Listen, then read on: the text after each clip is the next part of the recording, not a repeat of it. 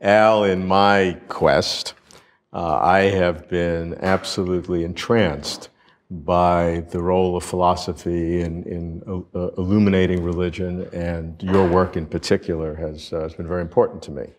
However, I have friends who are believers in diverse religions, particularly in Judaism and Christianity, who would look upon philosophy somewhat askance as something that is almost over-intellectualizing and therefore trivializing religion.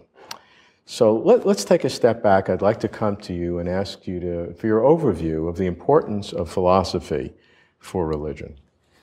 I can understand why people think that about philosophy. The history of philosophy since the Enlightenment has been one, for the most part, of either opposition to religious belief or else sort of ignoring it, or possibly a sort of condescending acceptance of it as what goes with people who aren't quite up to the intellectual level of a really serious philosopher. You know, that's been not uncommon. But the fact is, I think philosophy is extremely useful for serious believers in God. In the first place, it can help one understand how one's religious beliefs, how belief in God, for example, is related to the rest of what you believe. How are you going to put, let's say, what you think about science together with what you think about God? That's, of course, a philosophical question. Nobody's obliged to answer the question, but there's a natural tendency in people to want to answer that question. Secondly, as I say, philosophy since the Enlightenment has not been very hospitable to religion, generally speaking. There are exceptions, of course, but on the whole, there's been a fair amount of hostility. There have been lots of arguments thrown up, lots of objections to theistic belief or Christian belief. And it's the role of Christian philosophy, or of philosophy in the Christian community, or at least something the philosophical community can do for the Christian community, to look at these arguments and see if there is anything to them. It seems to me it's important for the Christian community that this be done, that Christian philosophers look at these arguments and respond to them. What are some examples? Well, for example, the argument from evil, the claim that it can't be true both that there is such a person as God, who is all-powerful and all-knowing and all-good, and also evil. Suffering, pain, the sort of thing we find our sad old world so full of. There's also the suggestion that whether or not Christian belief is true, whether or not theistic belief is true, it's not rational or reasonable or sensible or justified or intellectually up to snuff in some way or other. There's something defective about it. Now, you've worked in this area very extensively, so take me through that question. And if and I can tell you that I have felt this way, that I have had theistic inclinations, which I will reveal to you. But some of my friends, particularly in science, I'd feel uncomfortable saying that, because they would almost begin to think less of my intellectual capabilities. Right, yeah. Well, it's not uncommon to think that people who believe in God must be a little less intelligent, let's say, than the average one of, say, people who do quantum mechanics. Right. That's not an unusual thought. I think it myself, it's a mistaken thought.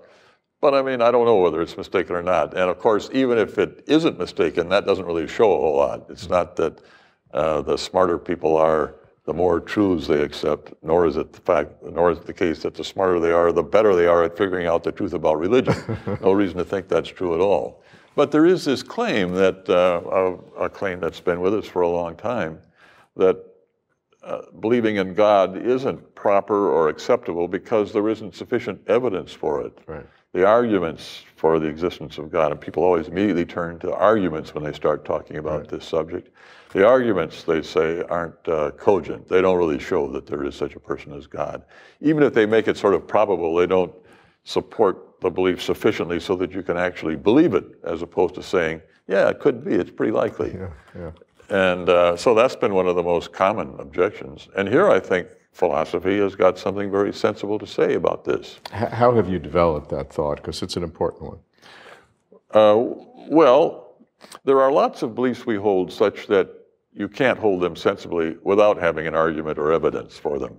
For example, suppose I believed that the first person to cross the landmass from Asia to North America, whenever this happened, I don't forget, what is it, 12,000 years ago, or maybe 20,000, whatever. Whenever that happened, was left-handed or had red hair. Maybe that's very unlikely. Was left-handed or first stepped onto the North American continent with his left foot as opposed to his right foot. It would be silly to believe that without having any reason or any evidence for it. Same for believing that there are, say, an even number of stars as opposed to an odd number. Nobody has any idea, and if you just believe that, I mean, there's something there's a glitch in you if you just think, if you're just dead sure about that there's an even number of stars. But other things we all believe without having argument or evidence. For example, that there are other people. I see you sitting here. Here's this body before me looking various ways and so on, and I, without even thinking, assume that there's a person here, somebody who thinks things, has feelings, who has beliefs, and so on. I do this automatically. I don't give an argument. I don't say, well, I've got a body and I think and feel, so probably any body like that is connected with somebody who thinks and feels. I mean, that's maybe not a totally hopeless argument, but it's not a very good argument. But the main point is people don't believe on the basis of such arguments. You just take it initially, immediately, and totally for granted from the time you're a baby that there are other persons, other centers of consciousness. There you don't need any argument. So in some cases you do, in some cases you don't. With respect to other minds, if you didn't think there were any other minds, then what you would be a solipsist. A solipsist is someone who thinks that he or she is the only thing that really exists, everything else being a figment of his or her imagination. And I one time met a solipsist when I was a young philosopher at Wayne State University in Detroit many years ago. I heard that there was a solipsist on the faculty, so I traced this down. It turned out there was a solipsist who was in the medical school.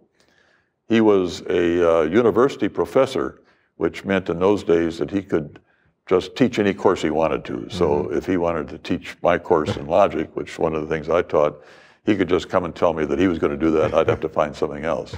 I would probably teach his course in surgery. I don't know if that'd be a really good idea. Most students would have gotten a bad deal, I'm sure. Yeah, possibly, right. Anyway, so I went to see this solipsist, and he was affable and friendly, treated me very well, considering that from his point of view, I was only a figment of his imagination. And then when I left, one of his younger colleagues took me aside and said, you know, we take very good care of Dr. So-and-so, because when he goes, we all go. So that's what a solipsist is like, right? Well, we're not solipsists, and we don't need arguments for there being other minds or for there being a past. We all believe there's been a past.